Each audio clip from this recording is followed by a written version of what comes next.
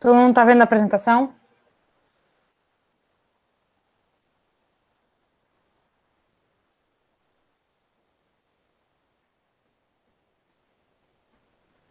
Ok, então vamos lá. Bom, agradeço imensamente a oportunidade de estar aqui conversando com vocês.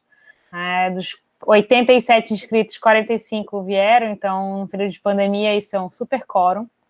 É com muita alegria que eu converso com vocês hoje. Estava com saudade de dar algumas palestras, e com a pandemia a gente fica em casa, então é uma forma da gente se encontrar.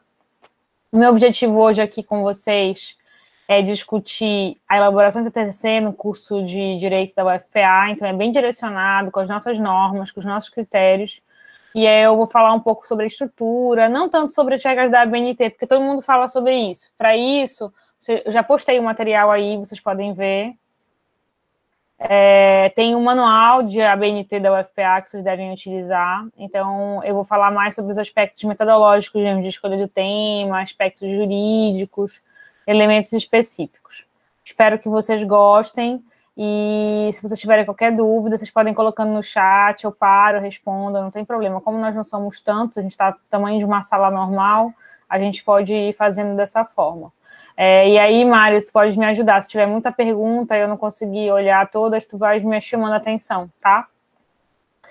Eu queria, antes de começar, eu queria saber mais ou menos vocês que estão aí inscritos, vocês são o quê? Concluintes? Vocês estão no começo do curso? Qual é o objetivo de vocês assistirem essa palestra? Só para ter mais ou menos uma ideia. Vocês estão todos já com a argola no pescoço ou vocês estão aqui para preventivamente trabalhar a questão do TCC?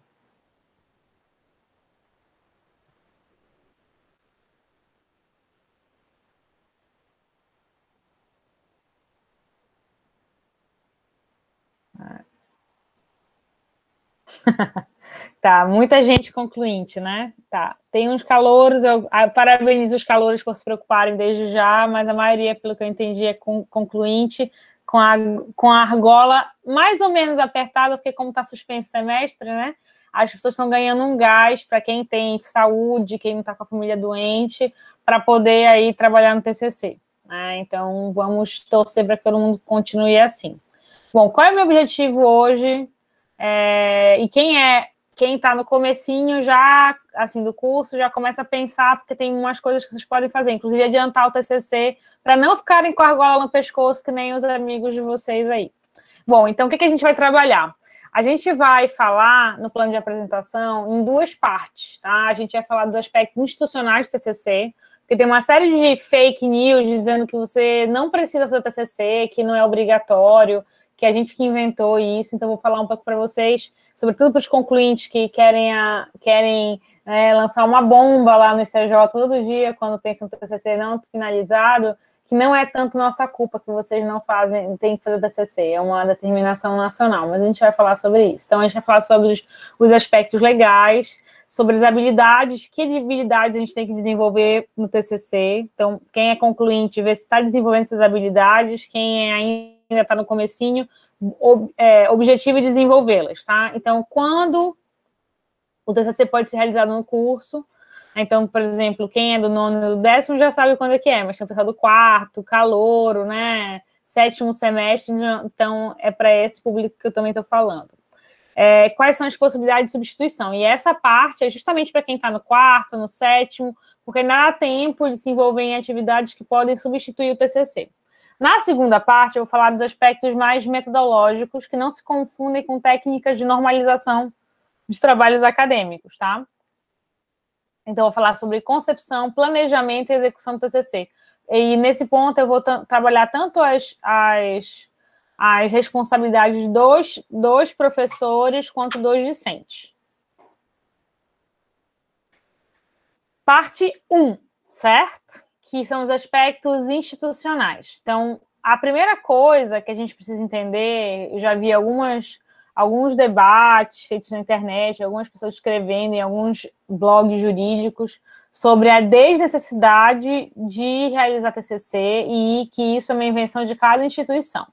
Então, essa informação, ela não é verdadeira, ela é parcialmente verdadeira e eu vou mostrar para vocês por quê. Do ponto de vista das graduações, né, licenciatura e bacharelado, não existe uma norma uniforme sobre a apresentação do TCC. Então, o que significa que eu posso ter cursos que exijam ou não exijam. Isso vai depender muito da área de concentração que a gente está falando. Então, não existe uma norma nacional, o TCC não é uma coisa aplicável para todos os cursos. Mas, para alguns, as áreas específicas exigem o TCC, que a gente chama de monografia, ou só TC, que é o trabalho de conclusão. Tá? Então, a obrigatoriedade de TCC ou de monografia no nosso curso de Direito, ela é decorrente não de uma norma federal, mas de uma determinação do documento diário das diretrizes para elaboração dos cursos de Direito. Quando a gente vai elaborar nossos projetos político-pedagógicos, ou os projetos de planejamento de curso, como são chamados hoje, nós precisamos seguir a resolução MEC número 5 de 2018, que é a mais atual, e que torna o TCC, que determina que o TCC é uma parte obrigatória da formação do discente bacharel em Direito. Então, o que fica dessa determinação? Que ele é obrigatório, que ele é um componente que tem que constar no planejamento do curso, e que quem regulamenta a forma como ela vai acontecer, o TCC, se vai ser em dupla, se vai ser individual, são as instituições de ensino superior. Então, no caso, é o UFPA. O que nós temos de informação ainda no nível da UFPA, nível institucional mais amplo? Nós temos o regulamento da graduação, que vai estabelecer, entre os artigos 92 e 96, a obrigatoriedade de realização de TCC. Então, eles estabelecem que para a UFPA, nos cursos da UFPA, o TCC ele é obrigatório e compete a cada subunidade, no caso, os institutos de ciências jurídicas e as faculdades, o Instituto de Ciências Jurídicas e a Faculdade de Direito, realizar a concepção, desenvolvimento e apresentação dos trabalhos de conclusão. Então, a gente tem uma regulamentação também recente, que a gente vai trabalhar mais em detalhe. Tá? Então, ele salvo determinação em contrário, realizado individualmente. A gente vai ver que no curso de Direito a regra é individual, salvo os casos em que eu tenho previsão de substituição de atividades realizadas de pesquisa ou de extensão em duplas. O TCC, ele sempre vai ser uma sessão pública, com a banca composta de pelo menos 2 pessoas, no caso, o orientador e um avaliador à parte do trabalho. A banca, segundo o regulamento da graduação, ela deve ser indicada preferencialmente pelo discente, em concordância com o orientador, e quando ele termina o trabalho, ele tem que ser depositado para a gente ir para a banca pública no meio físico e no meio eletrônico. A gente tem usado basicamente o meio eletrônico, mas ainda existe a obrigatoriedade do meio físico. Bom, o que diz a nossa resolução? Ou seja, o que diz o nosso instrumento aqui de caráter mais concreto sobre o TCC? Ele é uma atividade que tem por premissas a liberdade de pesquisa, o pluralismo de ideias, a divulgação de pensamento do ensino jurídico. Ela é uma pesquisa individual, né? Portanto, as exceções de dupla são realmente muito específicas, muito reduzidas no nosso curso, orientada e relatada sob forma de monografia. Tá? Então, a gente vai entender um pouquinho melhor o que significa uma monografia. E salvo os casos justificados, que é o que eu falei para vocês das substituições. Então, o que um TCC objetiva? Né? Qual é a habilidade que uma pessoa desenvolve ao fazer um TCC?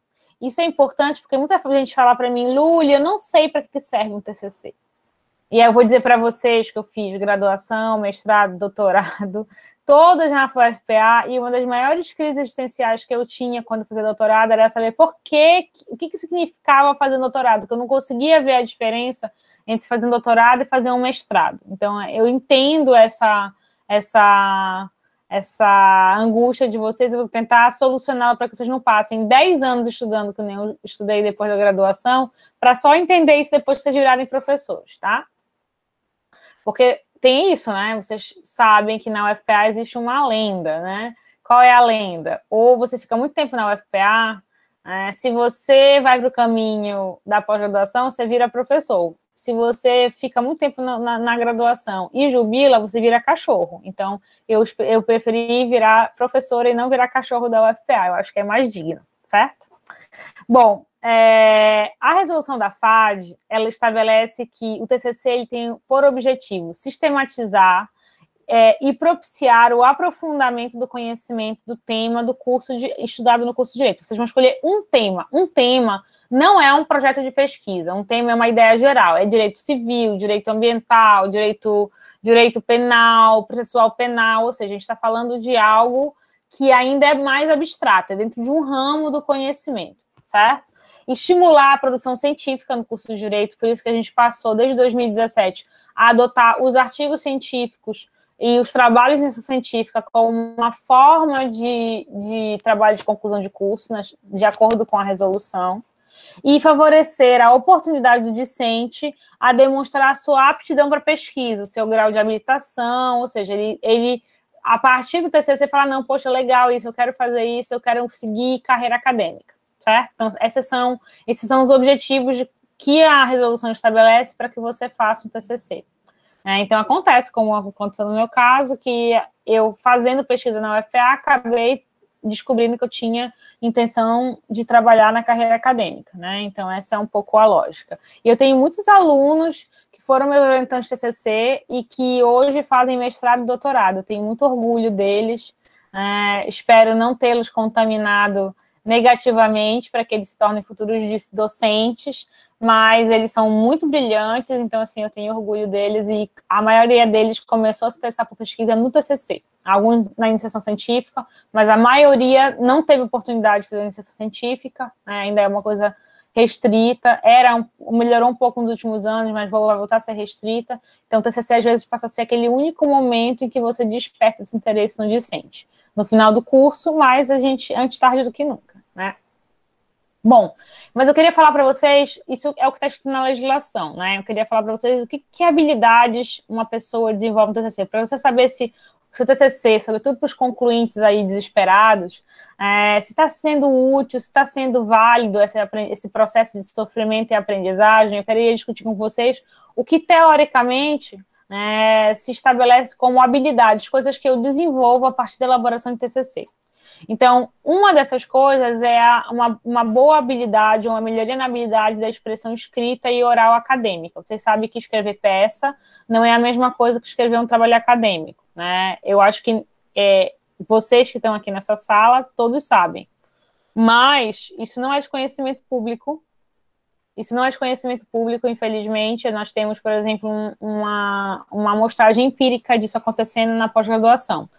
Não sei se vocês têm conhecimento, mas a gente, em média, recebe uma média de 400 candidatos para 30 vagas de pós-graduação na UFPA todos os anos. E 90% dessas pessoas ficam na primeira prova. Por quê? Porque não dominam as técnicas de escrita acadêmica, que é diferente da escrita técnica de petição. Então, a escrita acadêmica é o que você treina fazendo um bom TCC.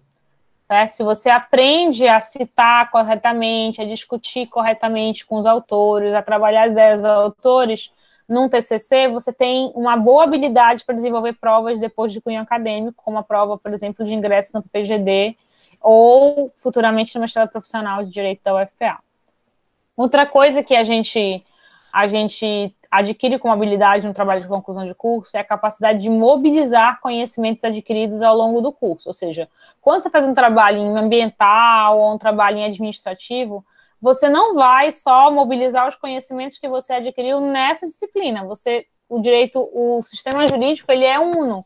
Então, você vai falar de um tema de, por exemplo, licenciamento ambiental, você vai ter que falar dos aspectos constitucionais, vai ter que ter um bom conhecimento do direito administrativo. Então, você mobiliza esses conhecimentos ao longo da sua elaboração do trabalho acadêmico, porque você precisa demonstrar domínio dessas diferentes áreas do conhecimento, das diferentes técnicas interpretativas, e tudo isso foi aquilo que você acumulou ao longo do curso, né? A gente desacredita muito no curso de Direito hoje, né? Tem muito cursinho de formação, mas eu sou um pouquinho velha já, né? Já tenho mais de uma década de formada, e por exemplo, quando eu saí da faculdade, não existia nenhum curso preparatório para nada, né? Esses cursos que existem hoje para a OAB. E eu fiz a prova da OAB só com o que eu aprendi na faculdade. Ou seja, lendo os meus cadernos, na verdade, os cadernos dos outros, porque eu não tinha caderno, lendo os livros dos cadernos dos meus professores para poder fazer a prova da OAB. Então, é um pouco essa lógica, né? Apesar de existirem hoje coaches de TCC, coaches para entrar no mestrado, coaches para fazer doutorado, né? Você tem que acreditar que o que você estudou durante o seu curso é suficiente, é um acúmulo significativo de horas de aprendizagem para que você tenha um bom resultado no seu TCC e futuramente como egresso. Acreditem em vocês, certo? E enfrentar, isso é um conteúdo já que é fora do aspecto do conteúdo, da técnica, as adversidades na execução do projeto. Trabalhar com pesquisa é trabalhar com algo que a gente planeja e que nem sempre dá certo. Então, é aquela fonte que não deu entrevista para você, é aquele livro que você não conseguiu pegar, é aquela proposta de trabalho que você ia executar e que não deu certo. Você vai ter que sempre ajustar o trabalho, repensar o trabalho. Ele, quando você vai executando, ele vai mostrando para você que você tinha algumas ideias que não deram certo, e isso vai acompanhar a vida do pesquisador como um todo. Então, todos vocês hoje, sobretudo os concluintes que estão aí assistindo, vocês estão numa situação que comprova isso. Vocês estão tendo que desenvolver um trabalho de conclusão de curso. Caiu, voltou. Estão desenvolvendo um trabalho de conclusão de curso durante a primeira pandemia, a grande pandemia do século XXI. Esperamos que seja a última, mas é a primeira grande pandemia. Então, aqueles que pensaram em desenvolver atividades de campo vão ter que readaptar o trabalho. Então, isso também é importante, é uma habilidade, né? A saber tratar o aspecto jurídico na diversidade, é um conteúdo, uma habilidade, uma atitude que a gente tem em relação à vida. Né? Então, isso é muito importante também para poder ser trabalhado.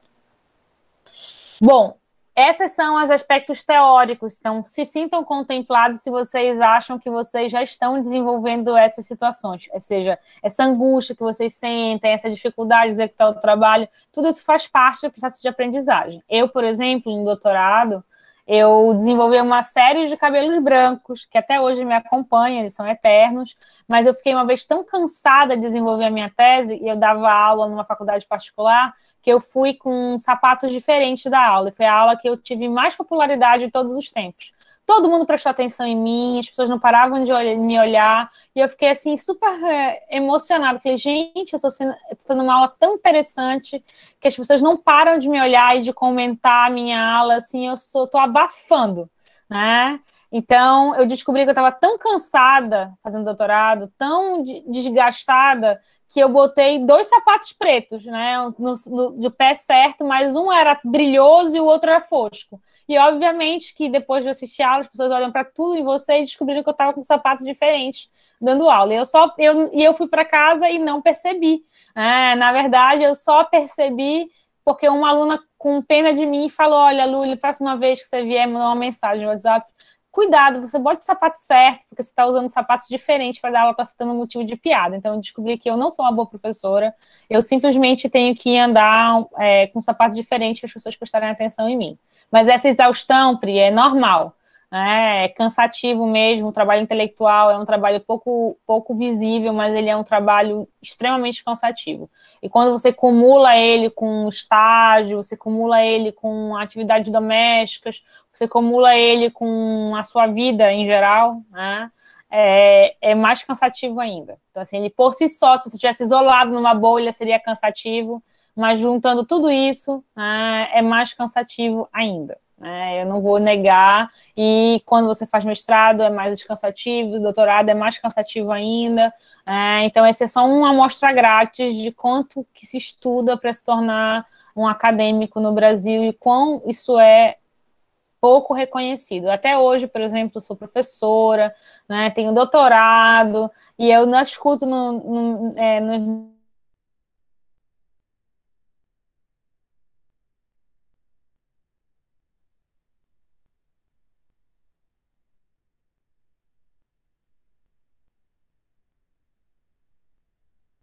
Vocês estão me escutando?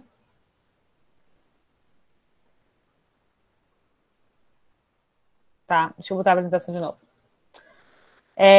Eu tô com outra conexão para ver, que aí vai aparecendo. Falar assim, minha filha, você é tão inteligente, você estudou tanto, por que você não faz o concurso? Por que você quer ser só professora, né? Como se não fosse um trabalho tão digno quanto os outros. Então, assim, eu ainda tenho que escutar isso depois de todos os meus 10 anos de estudo, todos os finais de semana. Agora não, tô até com saudade de escutar isso, mas é mais ou menos o que as pessoas falam para vocês fazendo TCC, só que é elevado à 10ª potência, certo? Então, é normal, não se preocupem, vai passar, tudo na vida passa, e vocês vão ver que vocês vão sair mais fortes desse processo.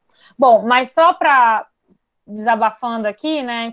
O que é o nosso PPC, nosso projeto de curso, diz que é a habilidade. Eu falei das habilidades que eu acho que vocês desenvolvem e as habilidades que estão escritas no documento. Então, a habilidade de depois de 180 horas de TCC que vocês desenvolvem é domínio de tecnologias e métodos para a permanente compreensão e aplicação do direito. Então, o nosso projeto acha que vocês, ao desenvolverem um TCC, vocês têm capacidade de fazer pesquisas jurídicas de maneira mais robusta, que ajudarão vocês futuramente a interpretar melhor o direito. É por isso que o TCC ele existe. E todas essas outras coisas que eu falei anteriormente são da minha percepção, junto com a literatura, sobre o que um TCC ele provoca de alteração atitudinal, a habilidade em um discente. Bom, a gente já sabe, então, para que serve, né, esse sofrimento todo de vocês. Mas agora eu quero falar para vocês se vocês estão realmente executando um TCC ou não. Então, a gente tem que saber o conceito de um trabalho de conclusão de curso, porque é diferente um TCC, de uma monografia, de uma dissertação e de uma tese, certo? Então, o que a gente precisa saber? Algumas definições ajudam a gente a compreender. Então, qual é? A monografia é uma exposição exaustiva de um problema ou de assunto específico investigado cientificamente. Ele também pode ser entendido como um resultado de um estudo, devendo expressar o conhecimento do assunto escolhido, de uma determinada disciplina ou de uma atividade multidisciplinar. Na terceira definição, diz que a monografia é um resultado de um estudo científico de um tema ou de uma questão mais específica sobre determinado assunto que vai sistematizar os resultados de leituras, observações, críticas e reflexões feitas por um discente. Essas pesquisas não se confundem com as pesquisas que a gente faz para fazer um trabalho, responder uma questão numa prova, porque eles exigem maior rigor na coleta, análise dos dados a serem utilizados e podendo, inclusive, gerar conteúdos novos que não são aqueles disponíveis já publicados. Então, é o que é o desejável de um TCC, mas não obrigatoriamente esse é o resultado. Então, o que a gente precisa reter dessas definições?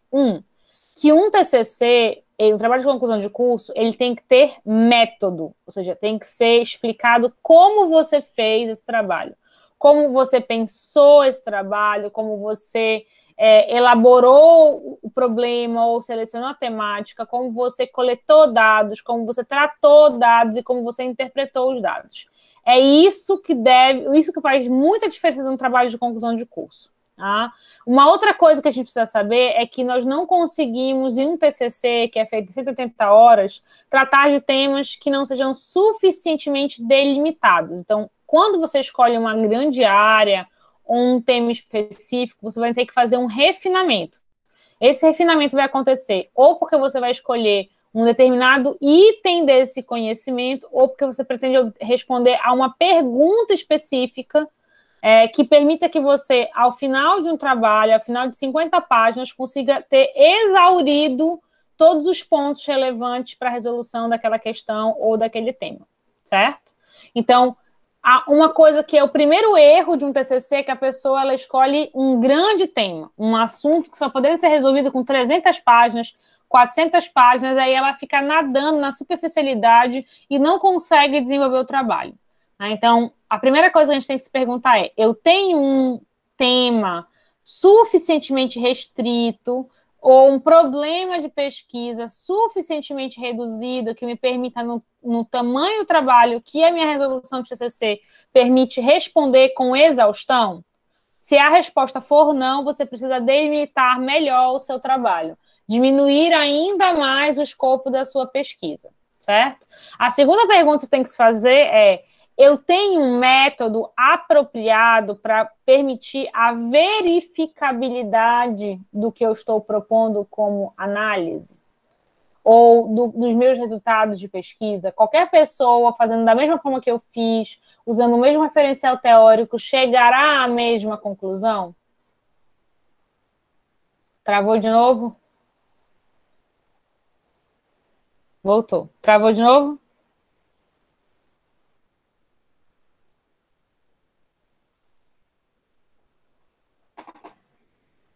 Estão me escutando?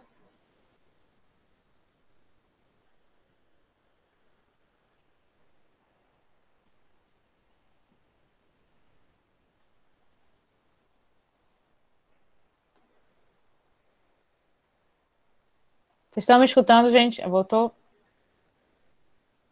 Ok. É porque travou na minha tela e eu fico preocupada se você está falando só. Já estou falando sozinha aqui, né? Do ponto de estar, não escuto nenhum som. Então, eu preciso que vocês de vez em quando digam que vocês estão vivos aí, que vocês não me abandonaram, certo? Bom, esse é o segundo ponto. Terceiro ponto. Como é que a gente organiza isso lá aqui na UFPA? Então, a gente tem o artigo 11 que diz que eu tenho 2 disciplinas para organizar um TCC. Disciplina que vai falar sobre o projeto, que é a disciplina de monografia 1, e a disciplina que vai cuidar da execução do projeto, que é a monografia 2, que vai resultar na defesa e no depósito do trabalho. Na verdade, no depósito e na defesa do trabalho. Então, eu tenho basicamente 180 horas de carga horária para executar essa atividade. Tá? Então, dá mais ou menos aí uns 6 meses para que você possa fazer as duas coisas, sendo que para executar são 3 meses e para pensar o projeto de como eu vou fazer são 3 meses também, certo? Eles são executados no 9º e no 10º como regra geral, excetuados os casos de antecipação de TCC que a gente vai ver agora, certo? Quais são as hipóteses? Isso aí para o pessoal que não está no 9º nem no 10º, né? Ou que está no 9º e que já cumpriu essa exigência e não sabia que podia antecipar e pode pedir no 10º para substituir, certo? Então, o que diz? Eu posso substituir o meu TCC por um artigo científico que ele tenha sido publicado numa revista qualificada, e quando a gente fala de qualificada, que ela tenha nota qualis A1, A2, B1, B2 e B3, com um professor do curso de Direito como coautor. Esse artigo tem que ter sido publicado a partir do 6º semestre do curso. Então, significa que você pode começar até a fazer antes, no 1º, no 2º, no 3º, mas ele tem que ter sido publicado a partir do 6º, certo? Ou seja, um pouquinho mais da metade. Então, você pode começar perfeitamente no 4º, porque demora, às vezes, 1 ano e 1 ano e meio para um artigo ser publicado.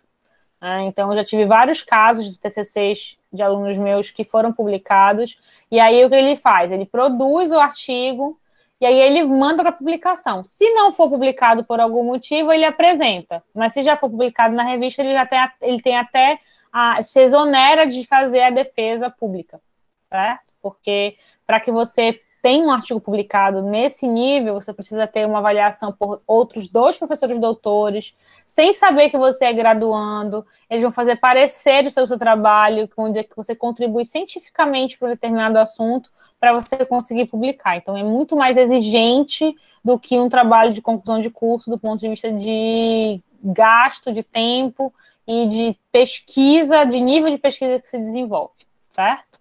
Então, se você faz mais, você pode ter validado menos. Mas caso a comunidade acadêmica não considere que você atingiu esse nível de rigor, você sempre pode apresentar uma monografia que tem uma parte jurídica, uma parte metodológica, mas não necessariamente um rigor metodológico, ou seja, um tema tão inovador que tenha contribuído para a formação de uma área de conhecimento científico. Bom, a outra possibilidade está no artigo 25, que também é para alunos que não estão no 10º semestre, ou seja, estão até o 9º, que é ter participado de projetos de pesquisa, de ensino, de extensão, aprovados pelas pró-reitorias respectivas. Então, todo projeto de pesquisa, ele é um projeto de pesquisa, em geral, são planos de trabalhos individuais, mas projetos de extensão e de ensino, eles são projetos que permitem trabalho, às vezes, em dupla ou em trio. Né? Então, é nesses casos que a exceção do trabalho individual se aplica desde que seja de um projeto aprovado pelo PIBEX, enfim, entre outras atividades, tá? O artigo, no caso do 25, ele vai ter que ter entre 15 e 30 páginas. No primeiro caso, do 24, é de acordo com a revista, certo? E ele vai poder substituir o TCC quando você submete isso para os eventos das pró-reitorias e depois apresenta como trabalho de conclusão de curso. Como é que funciona essa substituição para quem aí não substituiu, ou mais que quer substituir ou pode substituir? Você fica, se você já tiver publicado, você fica dispensado de apresentar um pré-projeto, e aí lá em Monografia Jurídica 2, que é quando você apresenta o que você fez na Monografia Jurídica 1, você apresenta o projeto ou o seu plano de trabalho da pesquisa que você desenvolveu. E aí, quando chega no 10º semestre, no dia que você for matricular na Monografia 2, você pede lá no Sagita substituição de TCC. Aí você junta o artigo publicado ou o comprovante que você apresentou o trabalho no evento da pró-reitoria, e você pede para que você seja contabilizado isso para você com a defesa ou não, de acordo com o caso concreto, do trabalho, do artigo que foi elaborado, certo? Alguém está aí nesse caso? Alguém que está no 9º para baixo tem condições de substituir o TCC, que está escutando essa apresentação? Falem aí no chat. Ninguém? Está mudo? Ou eu caí ou não tem ninguém? É isso? Ninguém. Bom, o segundo ponto que eu queria trabalhar com vocês, já falei agora das exigências legais, então não propaguem fake news, que não é obrigatório fazer TCC, é obrigatório fazer TCC. Ele é em regra individual, mas existem possibilidades de substituição, como a gente viu. Agora, quem não está nesse critério, ou seja, que está no 9º e no 10º, precisa saber como desenvolver o TCC. Então, a gente já falou de 2 pontos. O ponto A, que é o ponto ligado à questão de escolher um tema suficientemente específico. O ponto B, de ter um método para fazer isso, certo? A gente vai falar agora dos demais pontos para você fazer um bom TCC.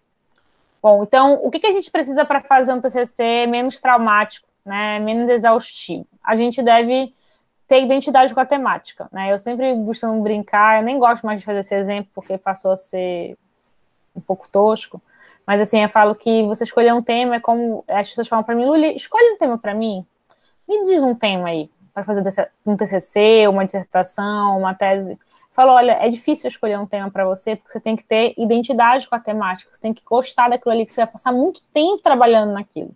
Então, eu falo, é a mesma coisa de alguém te fazer um date arranjado, né? Então, eu é que acho que você vai dar certo com determinada pessoa, e aí eu te mando às cegas com aquela pessoa e pode ser que dê super errado. Então, eu prefiro que a pessoa escolha, eu não dou tema para ninguém, eu posso sugerir temáticas, mas a pessoa tem que chegar para mim e falar, eu gostei desse tema, eu quero esse tema, eu vou querer desenvolver essa atividade, porque depois eu não quero escutar a pessoa reclamando para mim que eu escolhi um tema que ela não gosta. Eu falei, mas poxa, se você não gosta, você não deveria ter feito. Então eu não quero ter essa culpa na vida, então eu não ofereço nem date para as pessoas às escuras entre meus amigos, nem também ofereço temas TCC ou problemas TCC pré-prontos para os alunos que vêm ser orientados por mim, certo? Não façam isso, porque depois vão ter que conviver com as consequências. Fala, Luli, mas eu não tenho noção nenhuma de como fazer. Como é que eu vou fazer? Façam uma pesquisa exploratória. Leiam, vejam o que vocês gostam, vejam o que está sendo publicado sobre o assunto, vejam se aquilo que você quer fazer tem reverberação, ou seja, já não foi publicado, já não foi discutido. E se não tiver, você vai e você desenvolve o trabalho sobre essa temática, certo? É assim, a gente chama isso de pesquisa exploratória. Avaliar se é viável esse trabalho para mim, né, que conheço meus limites, conheço meu horário, conheço as minhas limitações, que conheço as quantidades de horas de sono que eu posso perder sem entrar em desespero, certo? O que a gente precisa levar em consideração quando a gente escolhe o tema? Existe o amor, mas existe também a realidade. O amor pelo tema, mas a realidade. Então, às vezes eu chego e escuto, quando eu dou aula de monografia 1, E aí o aluno fala assim, Lu, eu quero estudar o sistema de reforma agrária russo. Aí eu falo, tudo bem, mas você fala russo? Aí ele fala, não. Eu falei, como é que você vai ler bibliografia sobre o sistema agrário russo? Ah, tem um artigo. Eu falei, você vai fazer seu trabalho só com base em um artigo? Não adianta. Então, quando você vai escolher um tema, você tem que gostar do tema, mas ele tem que pensar quanto é que vai custar para fazer esse trabalho. Você vai ter que comprar os livros, você vai ter que acessar informações que às vezes são pagas, você vai ter que providenciar coisas que você vai ter que desembolsar. Você tem esse orçamento? Esse é um ponto. Segundo, você tem disponibilidade de material para fazer? Tem artigos publicados sobre o tema? Tem suficiente material para você poder fazer um diálogo com determinados autores que produziram antes de você? Esse é um segundo ponto de viabilidade. E o tempo para fazer esse trabalho, de execução, ele é o tempo que eu tenho, eu só faço isso, eu faço 10 milhões de coisas ao mesmo tempo. Eu vou ter condições de fazer uma pesquisa empírica? Eu vou ter condições de fazer um levantamento jurisprudencial? Se as respostas são não, vá para a sua zona de conforto. Faça um trabalho teórico, gráfico, porque você não precisa inventar a roda na graduação. Você pode, pouco a pouco, indo aprimorando esse trabalho e tornando ele mais complexo, se você gostar, na pós-graduação, onde a parte teórica vai estar resolvida, aí você vai poder fazer um trabalho de campo. Você não vai ter 3 meses para fazer, você vai ter 2 anos para fazer. Então, prestem atenção nesse ponto. Avaliem a viabilidade. Então, recapitulando, certo? Tema que eu goste. Problema ou redução da temática para um assunto que seja suficientemente específico. Método para executar a pesquisa, incluindo todos aqueles elementos que eu falei. Como é que eu vou interpretar, como eu criei a problemática, como é que eu vou coletar dados para responder essa problemática, como é que eu vou tratar e organizar esses dados, como é que eu vou interpretar esses dados. Isso eu tenho que ter. E eu tenho que ver se, na minha vida, no tempo que eu tenho, nas disposições que eu tenho, nas limitações que eu tenho como ser humano, esse material, esse TCC não vai me causar um custo excepcional, que eu não posso arcar, e que eu vá endividar as pessoas para poder fazer.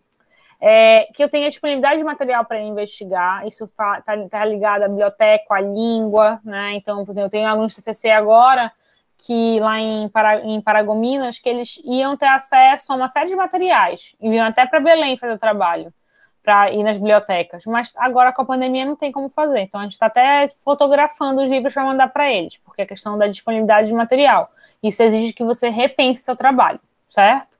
E tempo para execução, eu vou ter tempo para fazer o trabalho da forma que eu estou propondo? Se não, faça uma coisa simples.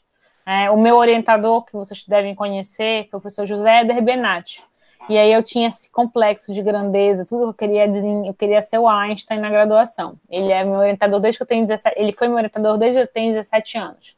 E aí eu chegava e falava, mas eu quero fazer um negócio com 700 decisões. Ele falava, minha filha, Luli, faça pequeno, e aí, se você conseguir fazer o pequeno, aí você vai aumentando o grau de dificuldade. Não começa a fazer um negócio muito complexo, que você vai entrar em estresse desnecessário. Você dê pequenos passos, com segurança, e aí você vai aumentando os passos. Ele fala, nenhum halterofilista conseguiu levantar 500 quilos de um dia para a noite. Ele começou com pequenos pesos. Então, essa é uma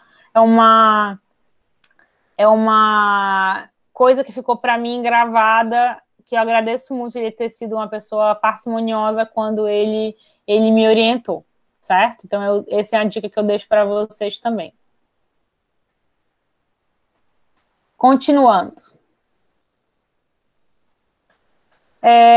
Você deve escolher em seguida, como você é uma pessoa que está começando a desenvolver atividade de pesquisa, um professor que tenha identidade de forma de trabalhar com você. Se você é uma pessoa que precisa de muito auxílio, que você é uma pessoa que precisa de muita atenção, escolha um professor atencioso. Se você é uma pessoa super independente, que só quer entregar o trabalho para o professor quando ele estiver pronto, você não quer ser orientado ou quer mínima orientação, escolha um professor que não queira controlar você de 15 em 15 dias. Então, a escolher um bom orientador, escolher um orientador que conheça o tema, que você tenha familiaridade com a forma como ele trabalha, de acordo com as suas necessidades, é a melhor dica que eu dou para vocês. É 50% para um trabalho, junto com os outros 50% que eu já falei, é 50% para o trabalho ele sair do jeito que vocês desejam, certo?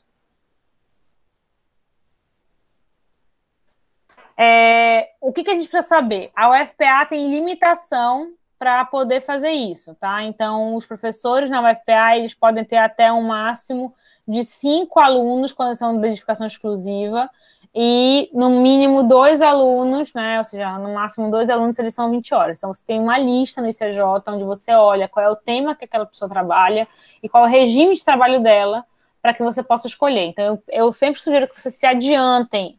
Não façam isso na véspera do prazo para entregar a ficha do 9º semestre. Façam isso no 8º. Se você já tem um contato com aquele professor, já conversem com ele. Se vocês quiserem já desenvolvendo anteriormente leituras, não o TCC em si, leituras, façam. Isso é muito importante, tá? Bom, o que o orientador tem que fazer? O orientador não é coach, o orientador não é babá, o orientador não é mãe, o orientador não é pai, certo? Então, você pode até achar um orientador que tem essas características, mas essa não é a obrigação institucional dele. O que ele tem que fazer? Tem que atender os orientandos no horário de funcionamento da universidade. O que eu mais recebo dos meus orientandos, muitas das vezes, sobretudo quando está muito próximo do prazo de defesa, é aluno me ligando 2, 3 horas da manhã ou me mandando material com 12 horas para o prazo para eu ler, corrigir e devolver. Tá? Isso... Se eu estiver fazendo isso, eu estou mentindo para vocês que eu li, que eu corrigi. Eu demoro, às vezes, uma semana para corrigir um trabalho. Eu demoro, às vezes, um dia para ler uma página, dependendo do nível de correção que precisa ser feito. Então, você tem que mandar com antecedência. O professor também tem vida, não parece, mas ele tem família, então ele precisa se organizar para ler o seu trabalho com a calma necessária da revisão. Então, pensem no cronograma com o seu orientador, de acordo com o orientador, como é que ele vai poder receber vocês e que horário é mais conveniente, tá? Analisar e avaliar as atividades que foram realizadas pelos seus orientandos. O orientador, ele bate em vocês, ele reclama com vocês, ele corrige vocês, para que vocês não sejam corrigidos pela banca. O objetivo dele é preparar vocês para uma avaliação externa de um trabalho de conclusão de curso. Então, aproveitem o orientador cri-cri de vocês, o orientador que reclama com vocês, porque isso vai fazer com que o seu trabalho na hora de defender seja mais tranquilo e você tenha elogios no lugar de críticas. Então, nesse sentido que você deve pensar o trabalho, tá? E ele tem que anuir com o trabalho, ele tem que concordar que o trabalho foi desenvolvido de acordo com o que foi planejado, de acordo com os níveis mínimos que eu preciso desenvolver, tá? Então, o discente, o que ele tem que fazer? Obrigação dele. Ele tem que elaborar um projeto. Então, aqui está dizendo o que eu falei agora há pouco. Não sou eu, não é o professor que diz para você quando é que você vai executar a atividade. É justamente você que vai se organizar um trabalho individual, que exige maturidade acadêmica, e ele só vai te ajudar a te guiar naquelas partes que você tem dúvida. Quem elabora o projeto, o problema de pesquisa, é você. O que você pode fazer é refinar com o seu orientador, tá? Ele tem a obrigação de protocolar o projeto, a responsabilidade também é do discente, em fazer com que você chegue no Sagita com anexo certinho, tudo bonitinho, tá? Ele tem que fazer esse contato periódico com o orientador não é obrigado a ficar atrás de vocês, ele está à disposição. Você pode, inclusive, reclamar se você tentar falar com ele reiteradamente, marcar uma hora e ele não está à sua disposição. Você tem direito a uma reunião com ele por mês durante o seu TCC, tá? Você tem que cumprir o calendário. Se ele estabelece um calendário com você, um cronograma para poder corrigir, você tem que cumprir esse calendário. Ele não é obrigado a aceitar qualquer trabalho de qualquer forma, certo? Você é obrigado a depositar a versão final e você é obrigado também a comparecer em dia, horário e local determinado para fazer a defesa do seu trabalho. Até aí, alguma novidade para vocês? Já conheciam todas essas regras? Já sabiam as posturas que vocês precisavam adotar em relação aos professores e em relação a vocês mesmos? Sobretudo o pessoal aí do 9º e do 10º semestre, deem um sinal de vida. Era isso mesmo? Vocês estão fazendo assim? Tá tudo certinho? Tá nesse eixo? Estão conseguindo falar com o orientador de vocês mesmo na pandemia? Estão mandando material para quem não está doente, não está com familiar doente, para ele poder corrigir? Sim ou não? Sinceridade.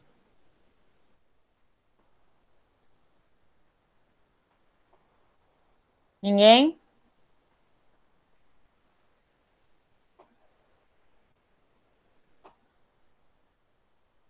Bom, então vamos continuar. Segundo ponto, a estrutura do projeto. Isso a gente faz no 9º semestre. O projeto, olha aí, 10 vezes, maravilha. Mandem sim, enchem o saco, porque quanto mais vocês fizerem agora, melhor vai ser para vocês na hora da defesa. Então vamos ver agora o que tem que contar um projeto, certo? Vamos lá, artigo 14 da resolução. Tem uma prévia da estrutura, então você não precisa perguntar para o seu orientador como é que elabora um pré-projeto, certo? Você deveria ter aprendido isso no primeiro semestre, mas a gente esquece do primeiro semestre até o 9º, sem praticar é normal. Então vamos voltar para a resolução, artigo 14. Já sabe quais são os tópicos que têm que ser desenvolvidos, né? Eu tenho que propor um tema relacionado com direito, isso é um problemão. Tem muito trabalho de conclusão de curso que a pessoa não consegue desenvolver um problema jurídico. Então, a gente olha uma coisa na mídia, a gente olha um trabalho, a gente fala, poxa, esse tema é bacana, mas existe um problema jurídico aí? Ou ele é um problema moral? Ou ele é um problema fora da área, entendeu? Então, a gente tem que pensar nesse sentido, tá? É um problema jurídico? Existe uma discussão jurídica a ser feita ou não existe uma discussão jurídica a ser feita, tá? Então, esse é o primeiro ponto. Eu tenho que propor um tema que tem uma discussão jurídica, certo? Segundo ponto, eu preciso desenvolver um problema, né? Uma pergunta de pesquisa. Essa pergunta de pesquisa ela é super importante, tá? Eu tenho que estabelecer o que eu vou fazer com o problema de pesquisa. Tá? O que eu vou responder ao final do trabalho? Essa pergunta norteadora ajuda muito. Muito mais do que uma frase, uma pergunta ajuda a gente a ficar nos eixos, tá? Quais são os objetivos? Eu tenho que traçar um objetivo geral, que se correlaciona diretamente com o problema de pesquisa, e eu tenho que traçar objetivos específicos. Isso é muito importante, porque objetivos específicos, eu vou tirar do modo de apresentação, que eu preciso ver o horário, tá? Objetivos específicos, para não passar muito. Objetivos específicos, eles têm que se correlacionar com subperguntas que vão dar origem às sessões de vocês. Eu tenho que ter uma justificativa. A justificativa é composta por 3 elementos. Por que é relevante, teoricamente, trabalhar esse assunto na área do direito? Por que isso é relevante? Tem muito trabalho sobre isso, tem pouco trabalho, é nova a tese, não é nova? Você tem que justificar de maneira fundamentada, mostrando os trabalhos que tem sobre o assunto, mostrando os problemas que já foram resolvidos, mostrando que particularidade esse trabalho avalia. Eu tenho que ter uma justificativa social. Para que serve esse conhecimento jurídico que você está trabalhando? Serve para alguma coisa? Para quem é que serve? Quem é o público para que ele se destina? Qual é o resultado que ele pode trazer futuramente? E o terceiro é a justificativa pessoal. Por que você escolheu esse tema? Por causa do meu estágio, por causa da minha realidade, porque eu tenho familiaridade com esse tema, porque eu fiz monitoria. Então, é importante dizer de onde você está vindo. Quando a gente lê um texto, ele tem impresso no texto quem nós somos. Então, é importante a gente saber logo de cara quem é essa pessoa, de onde ela está vindo, qual é o referencial que ela tem, para que a gente possa orientar da forma mais adequada, certo? Eu tenho que indicar o método. Então, eu recomendo para vocês que vocês leiam o livro da Lakatos, certo? Por quê? Porque é o livro mais conhecido de metodologia, o mais simplesinho que vocês vão poder utilizar para poder fazer uma boa metodologia. Então, qual é o livro Metodologia Científica Básico, certo? Eu preciso saber qual é o meu método, se é uma pesquisa teórica ou prática, qual é o meu método de abordagem, qual é o meu método de procedimento, quais são as técnicas de pesquisa que eu vou utilizar para coletar dados, quais são as técnicas que eu vou utilizar para tratar os dados e interpretar os dados, certo? Vou mandar para vocês o link. É Metodologia da Pesquisa Científica Lakatos. Se vocês quiserem, acho que até disponível em PDF na internet. Deixa eu só verificar aqui, daqui a pouquinho eu já mando para vocês na hora das perguntas. Me lembro mais daqui a pouco, tá? Eu não me lembro a editora agora, não é uma editora jurídica, por isso que eu tenho que ver aqui, porque eu não lembro de cabeça. Bom, eu preciso de um cronograma, considerando que eu tenho 3 meses para fazer o trabalho, tá? Então, quando eu faço projeto porque eu vou executar na monografia 2. E eu preciso fazer uma revisão bibliográfica, preciso dizer o que já foi escrito a respeito do meu tema, anteriormente, porque a pesquisa científica é uma conversa. Ela é uma conversa entre o que já foi escrito antes de mim, certo? A ciência é isso. Foi escrito antes de mim, para eu entender o que já foi respondido, para eu mostrar quais são os erros e as lacunas, para que os meus pares, que no caso são representados aí pelo orientador e pelo avaliador externo, que os meus pares avaliem e validem essa minha construção teórica. Então, você não escreve para você, você escreve para os outros. Inclusive, vou dar uma dica para vocês. Quando eu estava na faculdade, eu tenho uma irmã, né? Hoje em dia a gente não mora mais junta, né? Eu sou casada, ela é casada, a gente já é velha, mas quando a gente fazia faculdade, a gente morava junto. E aí, tudo que eu escrevia para a faculdade, ela era mais nova do que eu, há alguns anos, eu pedia para ela ler. Então, se ela conseguisse me explicar, se eu não formada em direito, o que eu queria dizer, o trabalho estava bom. Se ela não conseguisse entender, ela não conseguisse explicar, eu tinha que refazer o trabalho. Essa era a minha lógica de quando eu escrevi os textos. Porque você não escreve um trabalho para você, você escreve um trabalho para os outros entenderem. Então, ela era o meu, vamos dizer assim, a minha cobaia. Aí ela sentava, irmã mais nova, né? Aí eu falava, lê. Aí ela lia, falava, agora me explica que tu entendeste. Aí ela me explicava. Se eu achasse que não estava boa a explicação dela, eu não culpava ela, eu me culpava, eu me penalizava, e aí eu reescrevi o trabalho até que ela entendesse perfeitamente o que eu queria dizer, o que estava na minha cabeça, conseguisse sair pela boca dela, certo? Essa é a lógica de quando você faz um trabalho acadêmico, você tem que pensar nesse diálogo e nessa forma de comunicação. Então, vocês sempre falam, professor é bom, né? Tem doutorado, mas não sabe mexer no PowerPoint. Ele sabe muito, mas ele não sabe passar. Então, é a mesma coisa que a gente avalia no TCC.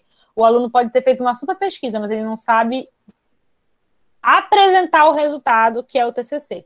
Então, você precisa saber o assunto e saber apresentar o resultado. Da mesma forma que o professor tem que saber a matéria e tem que saber ter a didática para apresentar o conhecimento sistematizado para vocês. Então, se vocês não gostam de um professor sem didática, eu digo para vocês que também orientadores e a banca não gostam de um trabalho acadêmico sem método e sem a preocupação com a linguagem, certo? Eu preciso colocar instrumentos de pesquisa. Então, quando eu vou fazer uma pesquisa que tenha formulário, eu tenho feito um levantamento, eu tenho que juntar essas informações. E tenho que juntar todas as referências, certo? Por que eu estou falando disso? Porque você não vai citar da sua cabeça. Não existe, sabe-se que é importante para a pesquisa, São Tomé, vê para crer. Quem disse, o que disse, quando disse, em que ano, citando a referência, mostrando o link, para que você não tire da sua cabeça, isso seja feito com a maior clareza e com a maior possibilidade de reprodução possível. Certo? Vamos lá. Esse trabalho, esse projeto de pesquisa que você passa 3 meses fazendo, ele tem que ter no máximo 15 páginas. Tudo isso aqui tem que estar em 15 páginas. Eu até acho que 10 seria o ideal para um trabalho de TCC. Mas, dependendo do grau de capacidade de escrita de vocês não sejam muito bons de síntese, o trabalho pode chegar com referências em até 15 páginas, tá? Mais do que isso, o professor não é obrigado a ler. Isso aconteceu comigo na graduação, a primeira vez que eu escrevi, me achava o máximo, achava que eu era, assim, Einstein, para não dizer o contrário, e eu fiz um trabalho para entregar ao professor um relatório de pesquisa de 150 páginas. A primeira coisa que eu recebi de resposta reduz o seu trabalho para 20. E aí eu chorei, lágrimas de sangue, passei 6 meses escrevendo para chegar em 120 páginas, e eu descobri que escrever muito não é escrever bem. E aí eu tive que reduzir, cortar para 20, para a pessoa poder ler, porque ela não sabia que em 120, com certeza o trabalho não estava bom, certo? Bom, eu faço o projeto, e o projeto ele não é besteira. Muitas pessoas perdem a oportunidade de fazer um bom projeto, porque acham que é só executar. Pensar o trabalho, esse 1% dessa fagulha de como você vai desenvolver, como você vai planejar, é uma das coisas-chave para que você possa futuramente executar um trabalho com tranquilidade, certo? Então, o projeto ele não deve ser negligenciado, ele deve ser feito com cuidado. Se você for uma pessoa muito experiente em fazer projetos, uma vez que você já elaborou um bom projeto, a pessoa já validou, você já pode até começar a executar o projeto. mas não negligencie o projeto e entregue qualquer coisa no final, porque você vai ter que fazer esse projeto para poder executar o trabalho. Então, pensem nisso, aproveitem a oportunidade que a faculdade oferta para vocês 2 semestres, porque as faculdades privadas, em geral, ofertam só um semestre para que você possa executar essa tarefa que às vezes é um pouco árdua, certo? Então, uma vez que o projeto já está pronto, ele vai virar futuramente a sua introdução da execução, porque é lá onde está o manual de instruções de como o seu trabalho ele vai ser feito. Então, a introdução vai dizer como o trabalho foi feito, ou seja, explicar para a pessoa de onde ele vem, para onde ele vai, que critérios ele vai utilizar. Então, nesses casos, você guarda e faz uma boa introdução, porque você vai aproveitar em grande parte ela para fazer essa introdução. Então, o que deve conter uma execução? O TCC, o trabalho de curso, ele é o relatório de pesquisa que foi previsto no projeto.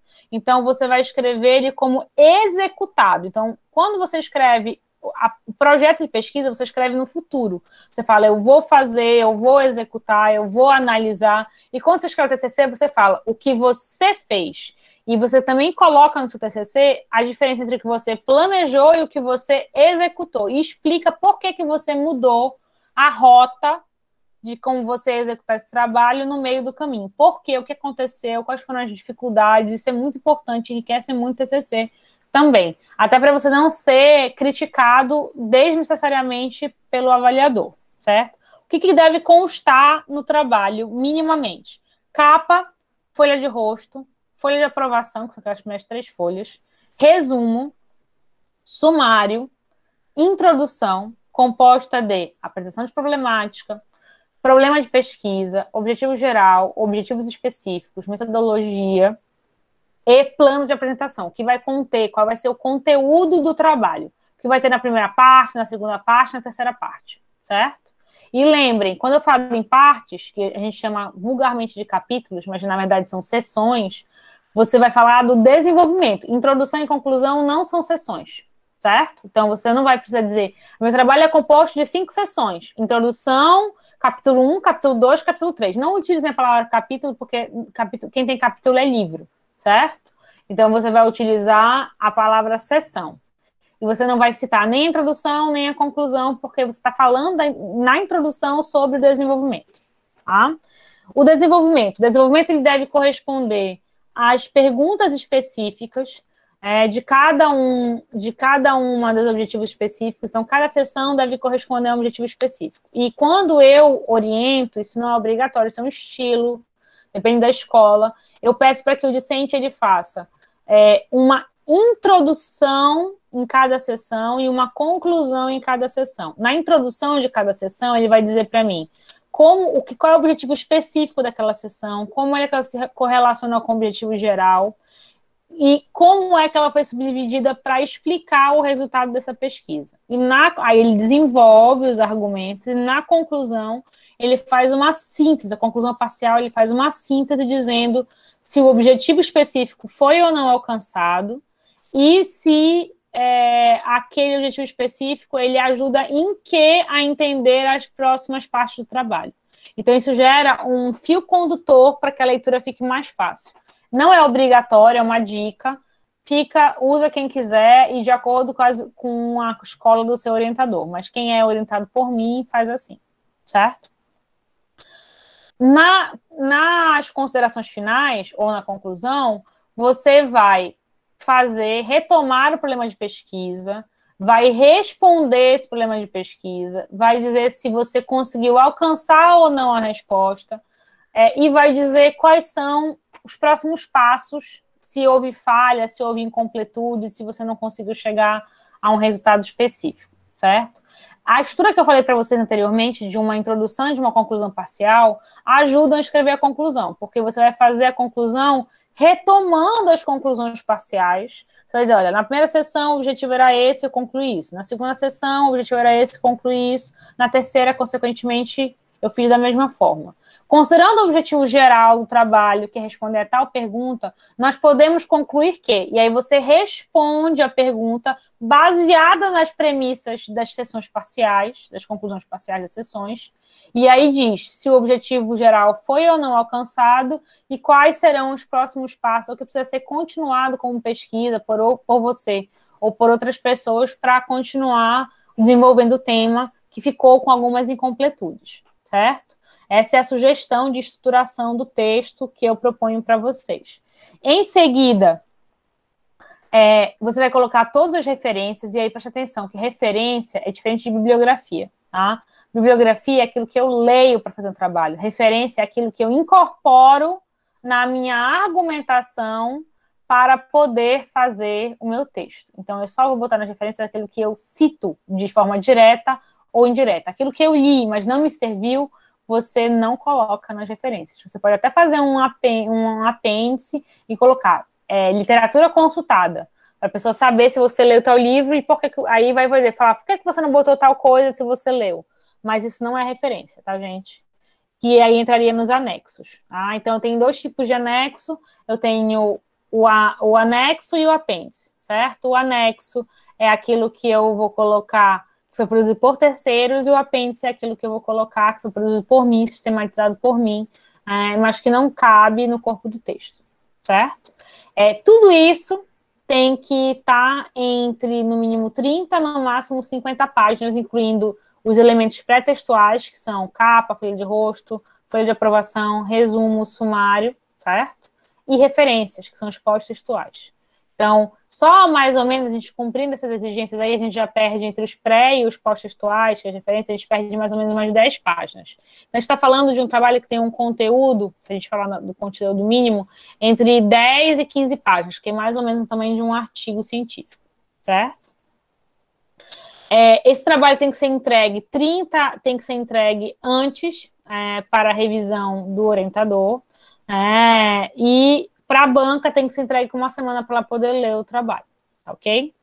Se a banca verificar plágio, ela reprova automaticamente o discente. Não precisa fazer a banca, só a leitura já permite, de forma de um parecer substanciado, mostrando onde estão as cópias, você pode já reprovar uma pessoa. Tá? E por que eu falo isso? Que é importante, porque muitas pessoas, às vezes, existe gente que compra TCC, certo? Existe lá a pesquisa paga, existe, eu já tive o desprazer de fazer várias comissões de apuração de trabalhos comprados, certo? Existe gente que compra o trabalho e que faz sob medida, é mais difícil de detectar, mas aí você vê que a pessoa que escreveu aquele texto não é aquela que está apresentando, né? Enfim, mas é mais difícil de detectar. E existem as pessoas que fazem seu trabalho e que erram na forma de citar e de se apropriar do texto. Então, o que eu sugiro para vocês?